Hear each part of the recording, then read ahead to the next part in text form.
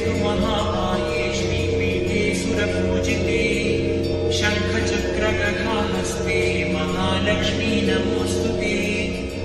नमस्ते गरुडारूढे कोलासुरभयङ्करे सर्वपापहरे देवी महालक्ष्मी नमोऽस्तुते।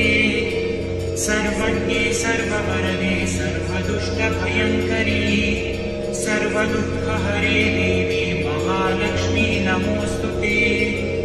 सिद्धिबुद्धिप्रदे देवी मुक्तिमुक्तिप्रदायिनी मन्त्रमूर्ते सदा देवी महालक्ष्मी नमोऽस्तुते। आद्यन्तरहिते देवी आद्यशक्तिमहेश्वरी योगज्ञे योगसम्भूते महालक्ष्मी नमोऽस्तुते।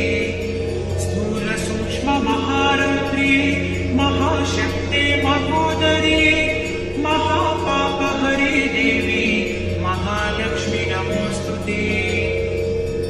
पद्मासनस्थिते देवी परब्रह्मस्वरूपिणी परमेशी जगन्माता महालक्ष्मी नमोऽस्तुते। श्वेताम्बरधरे देवी नानालङ्कारभूषिते जगत्स्थिते जगन्मातर्महालक्ष्मी नमोऽस्तुते। महालक्ष्म्यष्टकस्तोत्रम् यः पठेत् भक्तिमान् नरः सर्वसिद्धिमवाप्नोति राज्यं प्राप्नोति सर्वदा।